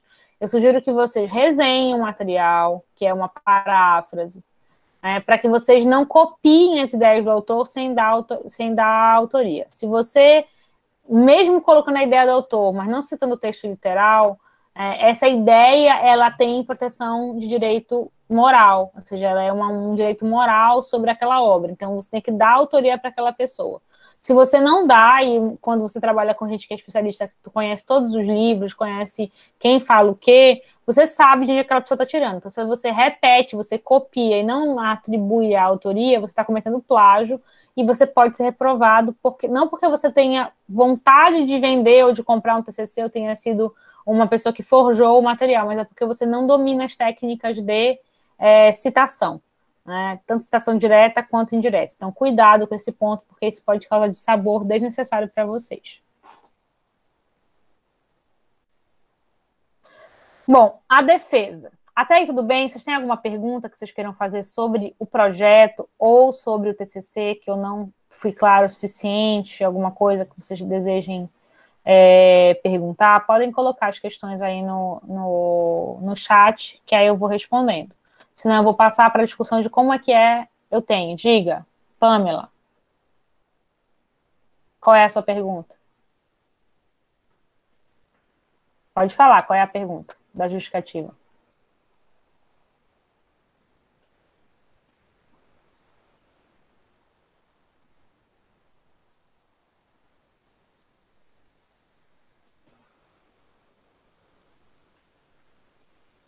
Quando a senhora fala que ela tem que ter um caráter pessoal, como se fosse de onde surgiu a inspiração, é isso. Você vai dizer Por que você escolheu aquele tema? Por que esse tema para você é importante? Em geral, você foi exposto ali numa disciplina que você gosta, que você tem familiaridade, ou foi um estágio, ou foi um projeto de pesquisa. Você vai dizer, olha, esse tema ele surgiu para mim a partir de tal experiência, a partir de tal familiaridade, ou porque eu gosto muito da matéria, porque eu me interesso dos efeitos práticos disso na sociedade. Então, você vai dizer o que te motivou a estudar esse assunto. Se você, além disso, por exemplo, tem uma experiência profissional, você pode também colocar essa informação, dizendo, olha, eu vou trabalhar sobre tal tema porque eu sou policial militar e isso aparece na minha prática no dia a dia, então isso também é importante. Você dizer se foi no seu estágio, como é que foi, tá? Tem algum modelo oficial de pré-projeto de direito disponibilizado pela UFPA? Não. Existe a resolução, né, que é essa, mas não existe um modelo de pré-projeto. Você deve executar conforme o manual. Eu mandei para vocês o link lá no começo do curso, depois eu olhei no chat. Existe um modelo da UFPA, você tem que seguir esse modelo, mas o curso de Direito, não. Então, você vai lá na Biblioteca Central, eu botei lá o manual de normalização, ele vai dizer como tem que ser a capa, como é que tem que ser a letra, como é que tem que ser o espaçamento. Eu acho que talvez seja isso que você se refira a modelo. Mas não tem assim um material pronto do curso de Direito que você adapte, né? Até porque o objetivo é você saber fazer. Então, o que eu te sugiro como modelo, Ana, é que você olhe o material da Biblioteca Central, que está nesse link que eu mandei, ou então no próprio site da Biblioteca Central, na parte downloads. E aí você vai lá ver o manual, certo? Éden, pode fazer outra pergunta enquanto eu respondo da Pamela aqui. No caso, então, dentro de um problema, explica-se a problemática que envolve o tema e dentro da justificativa seria a inspiração pessoal? Mais ou menos assim. Deixa eu só fazer uma complementação. O problema de pesquisa, ele tem dois itens. Ele tem a apresentação da problemática, que é quando você vai explicar o sentido da sua pergunta, e tem a pergunta em si. Então, cada palavra daquela que está na pergunta tem um sentido. Então, você tem que dizer que sentido ele tem. Então, você vai ter que apresentar o problema, porque se ele fosse evidente, se todo mundo visse o problema da mesma forma que você vê, né, a gente não precisaria estar discutindo ciência, mas você viu um problema naquilo ali. Então, vou dar um exemplo. Eu, uma vez, fui dar uma palestra na Defensoria Pública. E aí eu fiz um exercício com os defensores públicos sobre um tema da palestra. E aí, durante esse exercício, apareceram algumas discussões que eu nunca tinha pensado que existiam, que eram ligadas a problemas ligados à questão da mulher. A mulher como uma pessoa que tem dificuldades na aquisição de propriedade, na prática profissional deles. Então, nem para mim era evidente, nem para eles era evidente essa questão. Então, isso é um problema de pesquisa. Mas para poder fazer sentido, já que nenhum de nós víamos essa questão, eu tive que explicar que existem estudos que mostram que as mulheres elas sofrem mais desvantagem na propriedade, o que eu entendo por propriedade, o que eu entendo por mulher, o que eu entendo por acesso à propriedade, para poder fazer a pergunta. Em que medida a irregularidade fundiária na Amazônia Legal gera problemas de segurança na posse ou acesso à propriedade para mulheres? Então, cada palavra dessa que está na minha questão foi inicialmente explicada. Tá? Então, isso é o que a gente chama de apresentação da problemática e problema de pesquisa. O problema em si é uma questão. Aquilo que vem antes, a introduçãozinha, tem alguns parágrafos para dar sentido, para a pessoa, quando lê a pergunta, entender para onde está indo o teu raciocínio. A justificativa vai dizer o porquê é importante ler o teu trabalho. Então, você fala, olha, esse trabalho que eu estou fazendo sobre direito de propriedade das mulheres é relevante porque não tem trabalho escrito em português sobre isso. Eu pesquisei, tem pouquíssimos artigos, não tem TCC dos últimos 5 anos feitos na UFPA sobre o tema, e é uma problemática sociologicamente relevante. Isso é uma justificativa teórica. Aí você vai dizer, bom, é uma justificativa social também, porque grande parte dos lares no Brasil são liderados por mulheres, e são elas que estão sofrendo mais. Então, esse meu trabalho, quando for finalizado, é um começo de uma nova pesquisa que vai mostrar as dificuldades que as mulheres vivem no Brasil. E fala assim, eu escolhi esse tema, Lully, porque eu fui fazer uma palestra e eu trabalho com propriedade, sou professora, mas nunca tinha e sou mulher e nunca tinha pensado nessas questões. Porque eu não sou atingida por uma questão de classe, por uma questão de gênero, da mesma forma que as mulheres pobres, negras, que são as assistidas da defensoria sofrem. Então, para mim, foi relevante porque eu estudo esse tema e é uma forma de eu complementar o que eu já vinha estudando. Então, viu como é que a gente encadeia essa questão? Tá? Então, é mais ou menos assim. Depois me diz se tá ok, se foi suficientemente clara essa minha ilustração. Éden, o que a senhora entende sobre o que... Peraí, rapidinho. O que a senhora entende sobre algumas pessoas chamam de autoplágio e o que a UFPA dispõe sobre isso?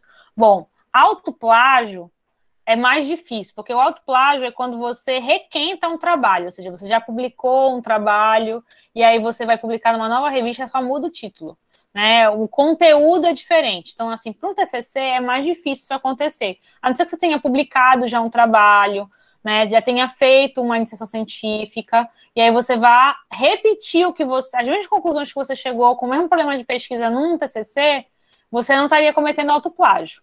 Até porque não precisaria fazer isso. Se você fez essas atividades, você pode substituir o TCC.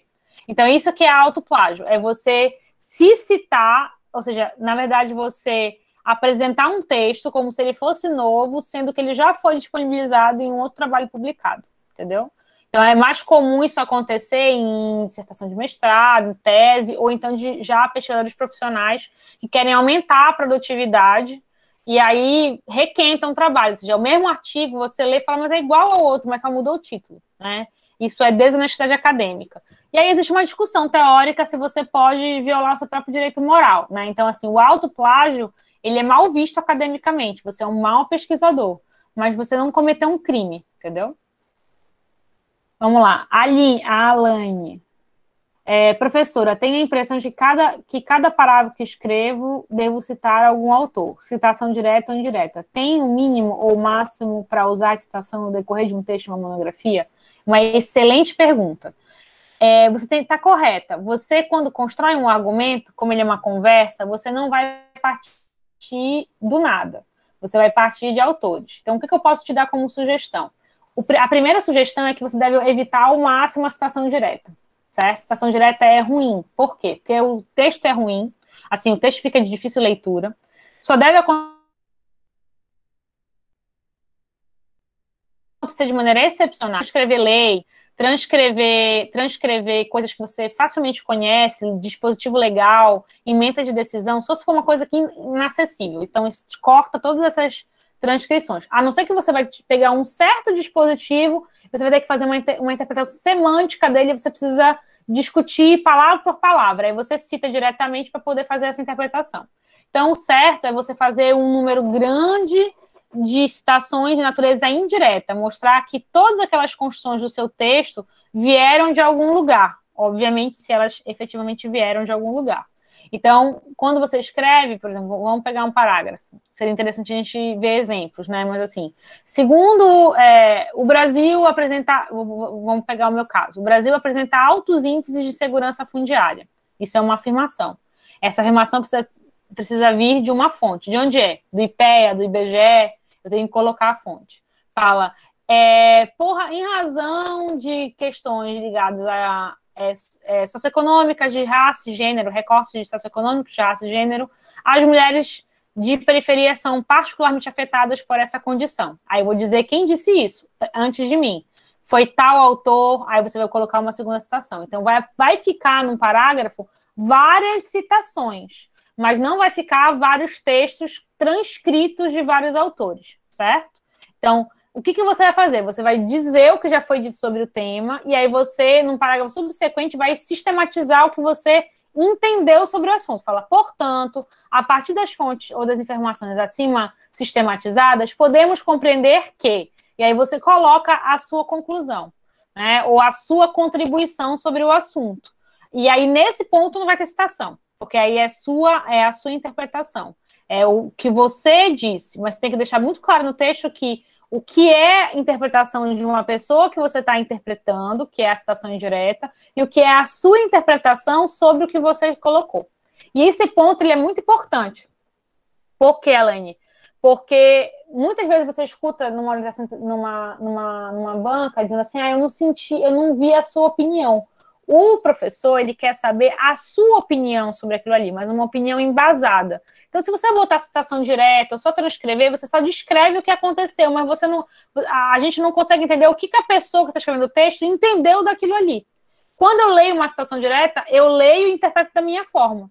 Então, essa interpretação que eu faço da minha forma pode ser diferente da que tu fizeste. Então, a gente pode chegar no mesmo texto a conclusões separadas, entendeu? Diferentes e opostas. Então, é por isso que é importante sempre tentar evitar citações diretas, para evitar esses probleminhas, mas sempre citar a fonte da origem da nossa informação. E afirmações vagas não cabem no trabalho acadêmico. Não pode usar sabe-se, é de conhecimento geral. Eu preciso saber quem disse que é de conhecimento geral. Então, a não ser coisas, por exemplo, que antigamente, até recentemente eram assim, de conhecimento extremamente geral, tipo a Terra redonda. Hoje em dia não é mais, então a gente precisa dizer, né, que Galileu Galilei disse que a Terra não é plana, né? Então, porque hoje em dia existe até contestação em relação a isso, apesar da maior parte da comunidade acadêmica entender, majoritariamente, expressivamente entender que é redonda, né? Éden, como sabemos a hora de fazer a citação indireta, sendo que tudo o que escrevemos em tese seria algo que já lemos em algum lugar? Tenho medo de trazer conhecimento acumulado e isso acabar caindo em plágio. Isso é uma excelente pergunta. Você vai fazer um negócio chamado resenha, você vai fazer fichamento do texto, porque você acumulou esse conhecimento, mas não é porque você acumulou que ele não tem autoria, certo? Então, a gente para fazer um trabalho acadêmico, a gente lê, a gente grifa o material, depois a gente sistematiza aquele material. A gente precisa lembrar de quem falou aquilo, em que livro, em que obra, em que página, dependendo da situação. Então, a gente não é máquina, a gente não é robô, então você só vai conseguir fazer isso se você tiver anotado, certo? Então, o que eu posso te dizer é, o seu conhecimento acumulado, ele não vai te gerar problema de citação se você souber, se você conseguir lembrar, se ele for suficientemente sistematizado ao ponto de você lembrar quem disse o quê. Porque você vai precisar dizer quem disse aquilo ali, certo? Falar, não me lembro, vou ter que ler de novo, tá? Então, só pra gente lembrar. Então, vou passar aqui e aí, se vocês quiserem, a gente depois fazer mais algumas perguntinhas, mais algumas respostas. Espero que tenha sido útil para vocês ficarem mais tranquilos. Bom, um ponto que eu queria finalizar a minha intervenção é sobre a defesa. Diga. Alguém abriu o microfone. É sobre a defesa, certo? A defesa é uma fonte, assim, de muita ansiedade para muitos discentes.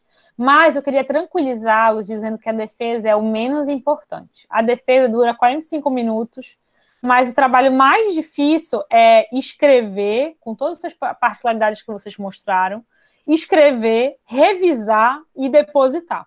Defender, como eu vou provar para vocês objetivamente, que não vai reprovar vocês, certo? Se vocês tiverem um bom trabalho. E isso é muito importante para que vocês vão para a defesa com a maior tranquilidade possível, porque ela é mais proforme do que efetivamente um processo que reprova vocês ou não.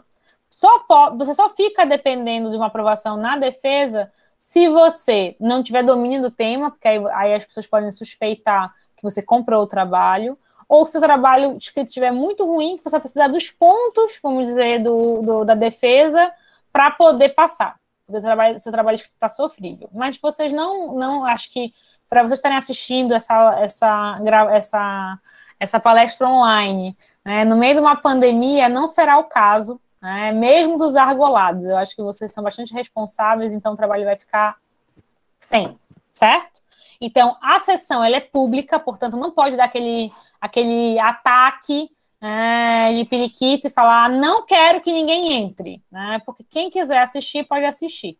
Então, vocês têm que entender que as pessoas vão assistir e que o seu trabalho, ele merece, se ele for bem feito, ser elogiado, não criticado. Então, pense em mim, certo? Que sou professora, que passei por várias sessões públicas, né? Meu mestrado, meu doutorado, meus alunos assistiram e eu sendo esculhambada, por problemas nos meus trabalhos.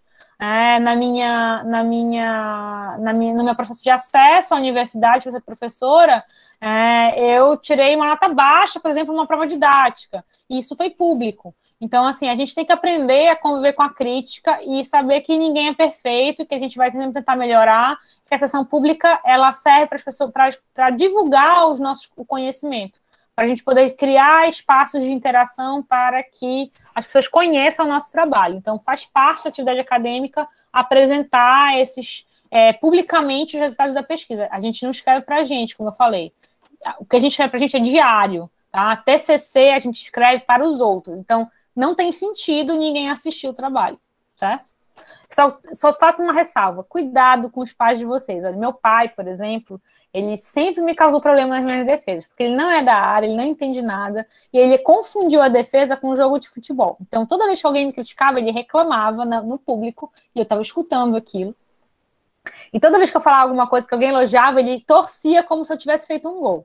Então, quando vocês forem, pelo amor de Deus, quando vocês forem pedir para a família de vocês ir para a defesa, né, não façam o que nem meu pai fez. Vocês falam, olha, não se preocupe, é normal, é um rito de passagem, nem fique triste, nem fique feliz, porque essas críticas, essas contribuições fazem parte do processo acadêmico.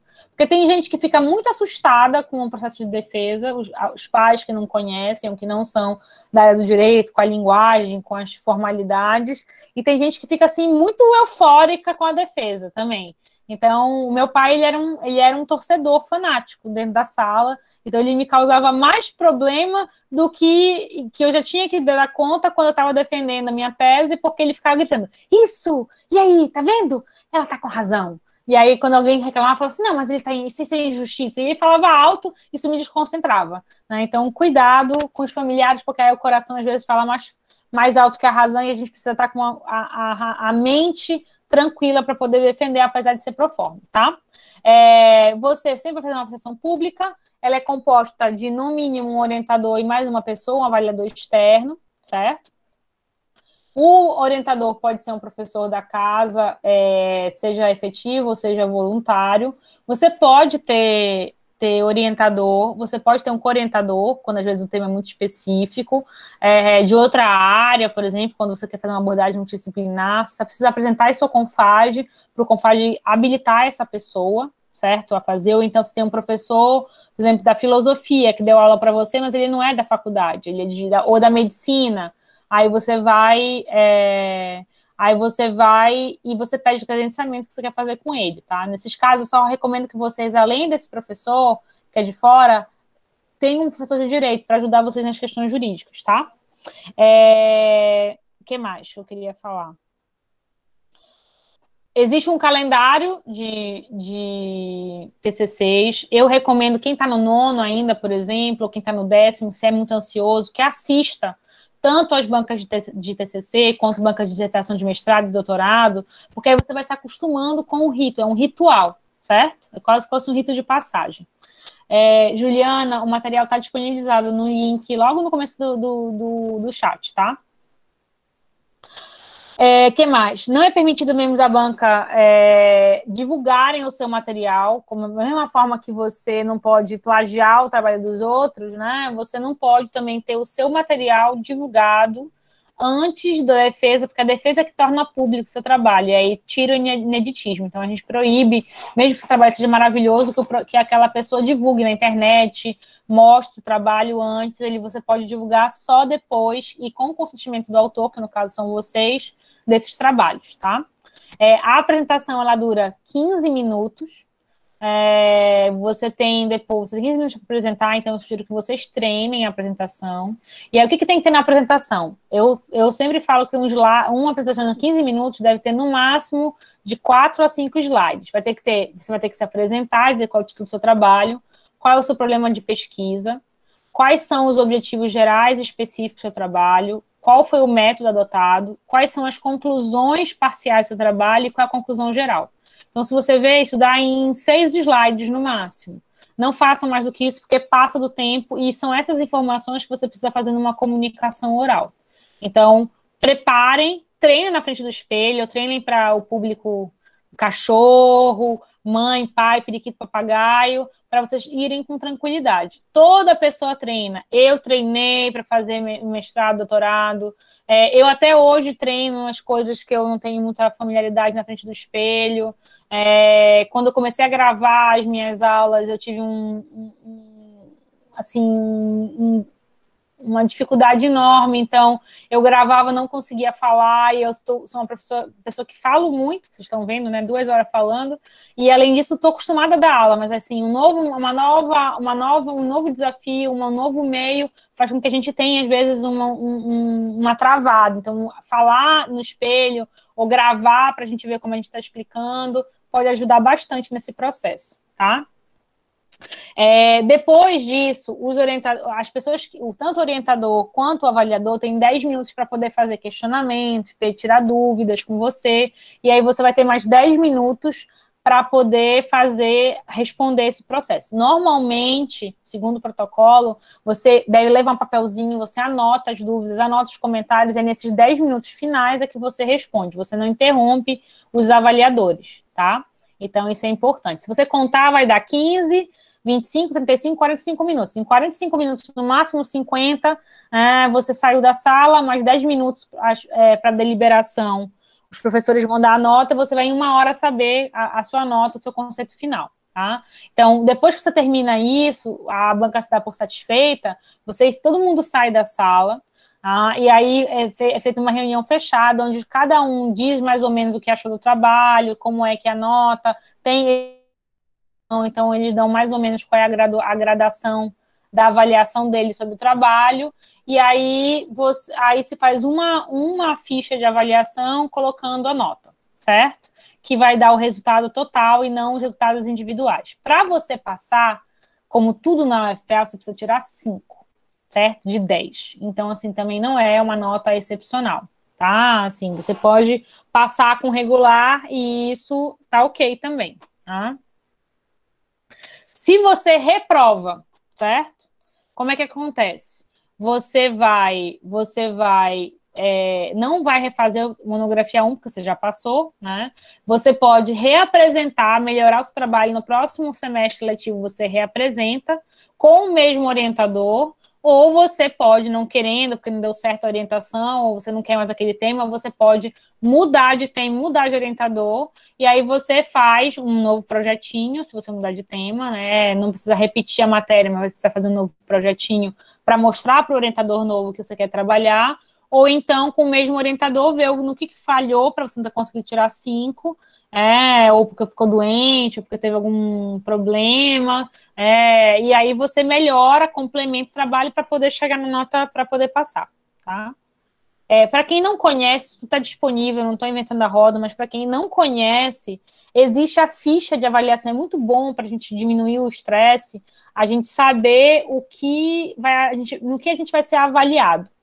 Então, a nota que vale 10 é composta de 2 momentos de avaliação. Uma parte vale 6 pontos e uma parte que vale 4 pontos. 6 pontos é só para o trabalho de conclusão de curso, ou seja, para a parte escrita.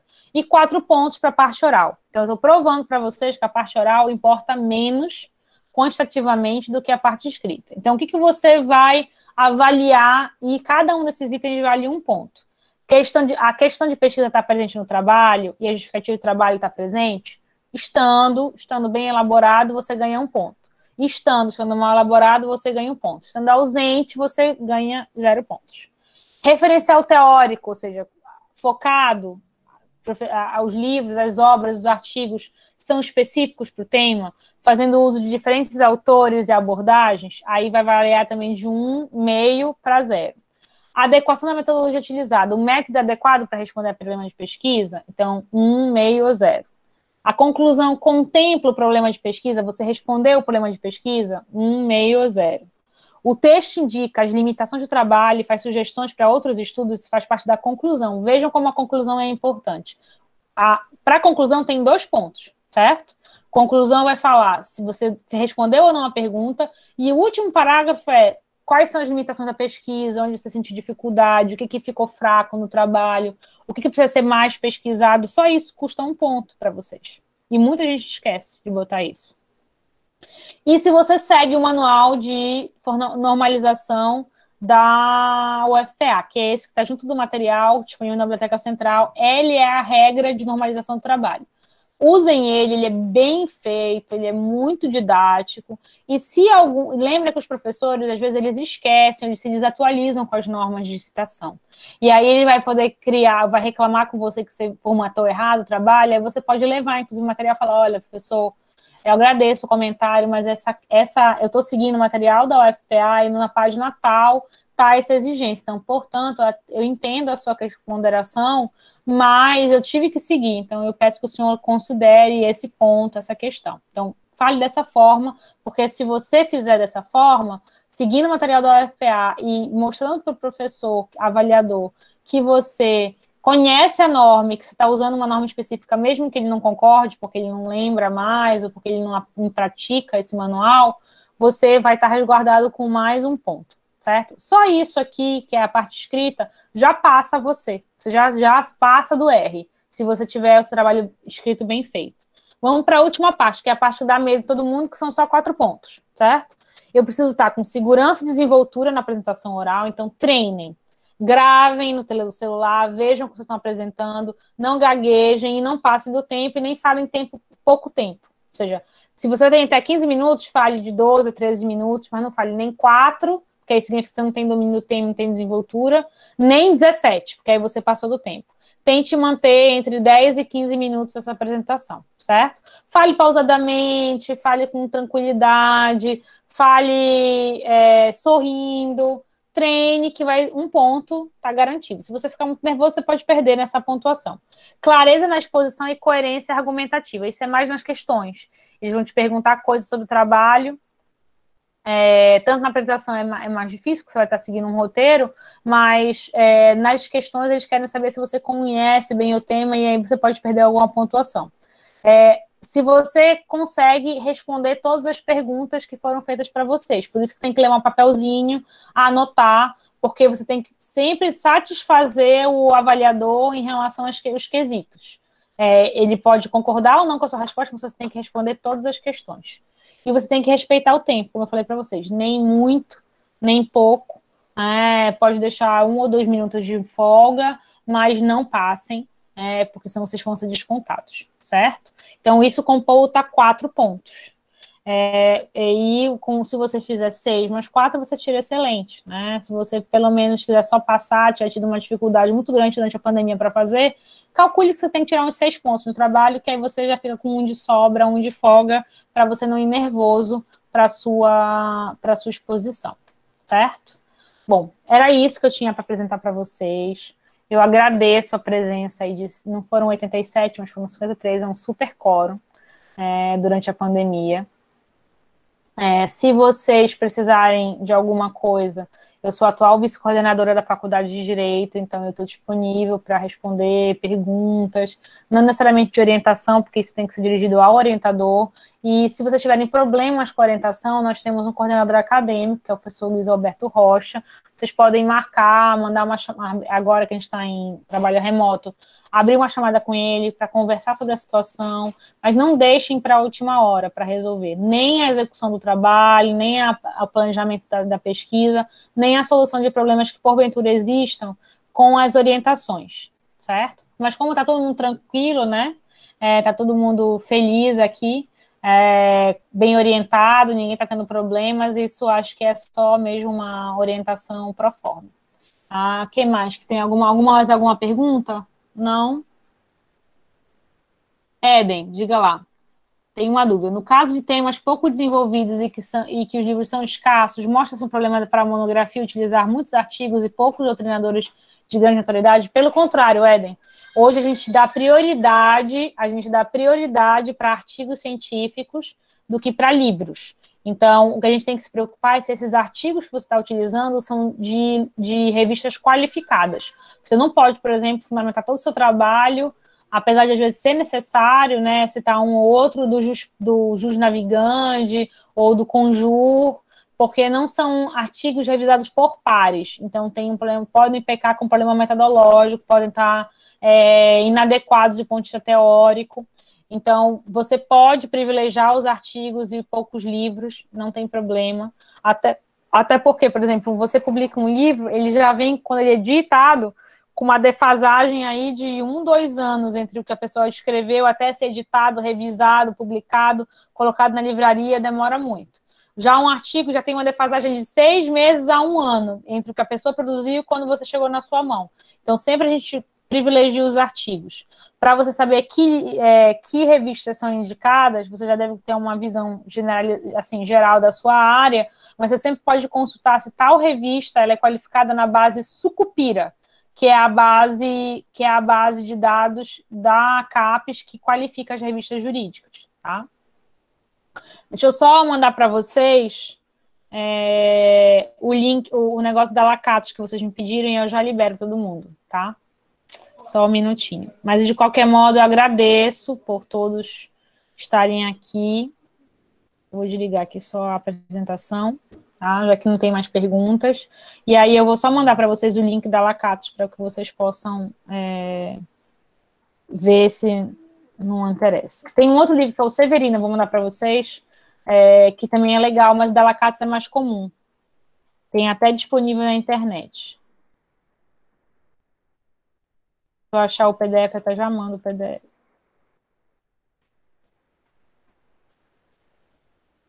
Um minutinho.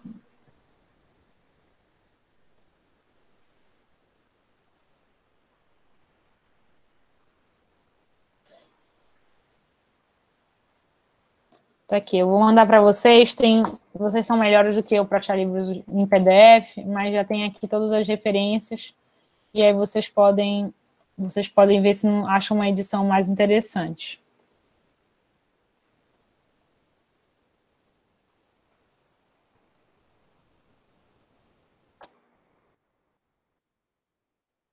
Aqui, olha, esse é o livro da Lacatos, deem uma olhada aí. Vocês querem que a PDF da sua aula vai estar disponível? Eu já mandei o PDF, na verdade eu mandei a apresentação, tá no link lá no começo, tá? Você pode baixar, não tem problema nenhum. E deixa eu ver do Severino, né? Que é o outro livro. Metodologia Científica Severino.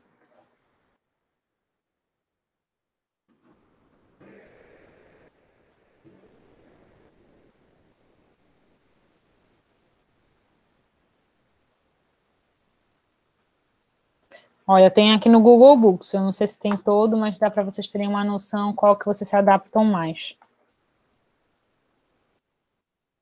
Tá?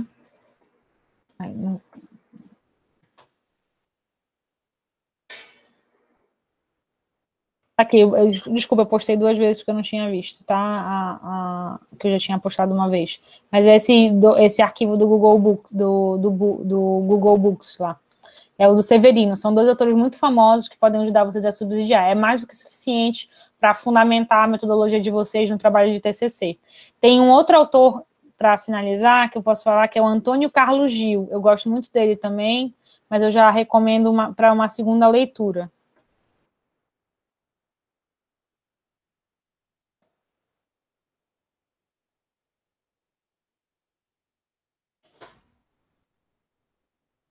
Ele tem trocentos livros.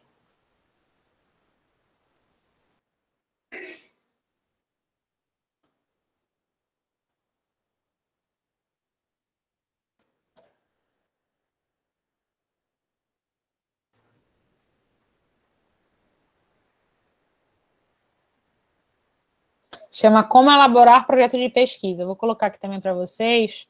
Ele tem disponível também online. Está aqui o livro. Vocês não precisam nem sair de casa para achar. Tá? Então é isso, gente. Mari, não sei se tu queres dar algum informe, alguma coisa. Pode ligar teu microfone. Não, sem considerações. Estou encerrando aqui a gravação e só avisar para quem estiver interessado, em breve a gente vai colocar o vídeo dessa aula no canal do YouTube do NPJ e também no Facebook do NPJ. É só darem uma conferida. Tem o Instagram também, tem as nossas redes sociais, que prestígio, o Instagram é isso é uma coisa que eu queria falar, prestigiem, que nem o Mara está falando, as nossas redes sociais, a gente tem feito um esforço agora na gestão, justamente para que a gente disponibilize o maior material possível para vocês, discentes, em termos de lives, de cursos de capacitação, de materiais, mas a gente precisa que vocês sigam as redes para verificar o que é interessante para vocês. Então, a gente vai fazer um esforço cada vez maior até que a situação, a gente tenha maiores condições de saber como é que a situação vai proceder na UFPA, mas, enquanto isso, a gente vai mantendo a nossa vida acadêmica online, de casa, seguros, sempre que possível, e para todos aqueles que podem ficar em casa, que aproveitem esse período, não estão doentes, não têm familiares doentes, nesse período para poder não perder o pique e pelo menos ler aquilo que gosta, certo? Então, um abraço para todo mundo, fiquem bem e obrigada pela audiência. Professora, só um último aviso, o pessoal, o Instagram do NPJ, npj.fpa, @npj.fpa, toda terça e toda quinta, às 4 da tarde, tem uma live, às terças com o professor da universidade, sobre da área da parte jurídica mesmo, e às quintas-feiras com temas aleatórios. Já teve uma fisioterapeuta, amanhã vai ser uma psicóloga, que é a professora Gilce, né?